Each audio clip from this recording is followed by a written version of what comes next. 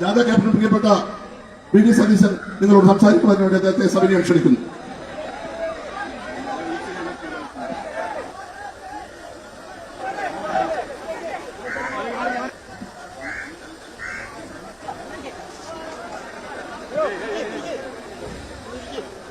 ഏറ്റവും പ്രിയങ്കരനായ അധ്യക്ഷൻ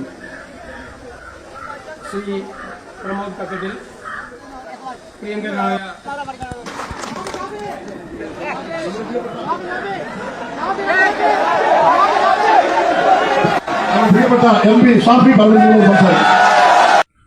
നമ്മളൊക്കെ ഇന്നലെ കോൺഗ്രസ് പാർട്ടിൻ്റെ പെർഫോമൻസ് കണ്ടു. വളരെ ഗംഭീരമായിരുന്നു പരിപാടി. കാരണം ഈ തെരുവ് ഗുണ്ടകളെ പോലെ ഒരു വേദിയിൽ ഒരു പാർട്ടിൻ്റെ നേതാക്കന്മാരാണ് ഈ ചെയ്യുന്നത്. തെരുവ് ഗുണ്ടകൾ എന്താണോ ഒരു അക്രമം കാണിക്കുന്നത്, അതുപോലെ അതിന് സാമ്യമായ രീതിയിൽ അത്രയും അതംപതിച്ച ആളുകൾ എന്ന് തന്നെ പറയാം. ഇതുകൊണ്ട് തന്നെയാണ് കോൺഗ്രസ് അതംപതിച്ച് താഴോട്ട് പോയതും. ഉത്തരേന്ത്യയിൽ മുഴുവനും എവിടെയില്ലല്ലോ, ഇപ്പോൾ കേരളത്തിലും ഇല്ല, ആകെ 40 സീറ്റാണ്. അതിന് മാത്രമല്ല അവർക്ക് അഹങ്കാരം, ഈ 40 സീറ്റിന്. ഇനി അഥവാലിട്ട് ഇവിടെ ഭരണം കിട്ടുമോ എന്നുള്ള ഒരു ആത്മവിശ്വാസമുണ്ട്, ഒരു വിശ്വാസമുണ്ട്, ഒരു സംശയമുണ്ട്. എല്ലാത്തിലും കൂടെ ഇങ്ങനെ നിൽക്കുകയാണ് അവർ. ആ നിൽക്കുന്ന സമയത്ത് തന്നെ മുഖ്യമന്ത്രി കസാരയ്ക്ക് വേണ്ടി വലിയ പിടിവലിയ ഇപ്പോഴേ തുടങ്ങി. അതുപോലെ തന്നെ ലീഗിലാവട്ടെ 8 മന്ത്രിമാരൊക്കെ വേണമെന്നൊക്കെ പറഞ്ഞു. ഇവിടെ ജയിക്കുന്നതിന് മുന്നേ തന്നെ ലീഗ് പറഞ്ഞു 8 മന്ത്രിമാരൊക്കെ വേണമെന്നാണ്. അതേപോലെ ഓരോ ആളുകൾ ഇപ്പം തന്നെ മന്ത്രിമാരൊക്കെ ഓരി വെച്ച് കഴിഞ്ഞു. അപ്പോഴാണ് നമ്മളെ വേദിയിൽ ഗുണ്ടായിസം, തെരുവ് ഗുണ്ടകളെ പോലെ കാര്യങ്ങൾ പെർഫോമൻസ് കാണിച്ചത്. ഏതായാലും വളരെ നന്നായി. ഇവർക്ക് ഭരണം കിട്ടിക്കഴിഞ്ഞാൽ എന്തായിരിക്കും കേരളത്തിൻ്റെ അവസ്ഥ ഒന്ന് ആലോചിക്കുക നിങ്ങൾ. ഇവർക്ക് ഭരണം കിട്ടി, നിർഭാഗ്യവശാൽ ഒരു ഭരണം കിട്ടി ഇവർക്ക് എന്ന് കൂട്ടാം. പല ആൾക്കാരും വോട്ട് ചെയ്ത് ഇവർ ജയിച്ചു കഴിഞ്ഞാൽ തന്നെ ഇവരെ കഥ എന്തായിരിക്കും? ആ മുഖ്യമന്ത്രി കസാരിയായിട്ട് ഈ കേരളം മൊത്തത്തിൽ ഓരോരുത്തരും നടക്കും. തെരുവിലിട്ട് മുഖ്യമന്ത്രിയായിട്ട് ഇരിക്കും എന്നുള്ളതാണ്. ഒരാളെയും അതിൽ ഇരുത്താൻ സമ്മതിക്കില്ല അവർ. കാരണം ഇവരുടെ സ്വഭാവം അതാണ്. കാരണം പണ്ടേ ഇവരുടെ സ്വഭാവം അതാണ്. ഇതിന് ഒന്നാമത്തെ കാരണം ഇവർക്കൊരു നേതൃത്വം ഇല്ല എന്നുള്ളതാണ്. നേതൃത്വം ഉണ്ട്, പക്ഷെ അവരെ വില വെക്കൂല.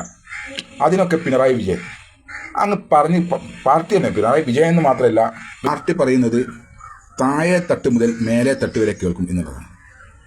അത് മാർക്സിസ്റ്റ് പാർട്ടിനുള്ളൂ. താഴെ തട്ട് മുതൽ മേലെ തട്ട് വരെ കേൾക്കുന്ന സംവിധാനം ഈ മാർക്സിസ്റ്റ് പാർട്ടിക്ക് തന്നെ ഉള്ളൂ. അതുപോലെ തന്നെ ഇപ്പം മോദി ഹൈ പവറാട്ടോ, അതില്ലാന്നൊന്നും പറയാൻ പറ്റില്ല. അദ്ദേഹം പറയുന്നതും മറ്റുള്ള ആളുകളാണ് കേൾക്കും. അതാണ് നേതാക്കന്മാർ എന്ന് പറഞ്ഞത്.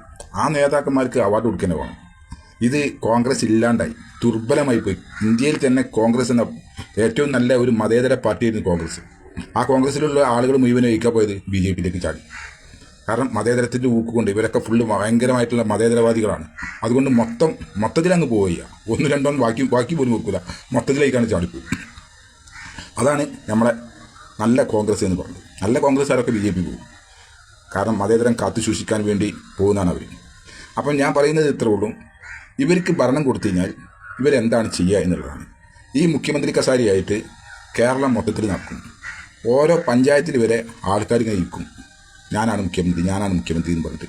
ഇതാണ് അവരുടെ അവസ്ഥ. അതുകൊണ്ട് തന്നെ പാടേ ഇല്ലാണ്ടിയായി.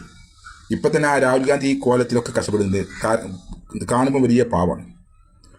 പക്ഷേ താഴെ തട്ടിലുള്ള ആൾക്കാരോ കുറച്ചൊക്കെ ഒന്ന് പേര് പ്രശസ്തിയായി കഴിഞ്ഞിട്ടാണെങ്കിൽ നേരെ മറ്റേക്കാണ് പോകും. അവരിരുന്ന് കുറച്ച് പൈസ അതിലേക്കാണ് പോകും. ഇതാണ് കോൺഗ്രസ്.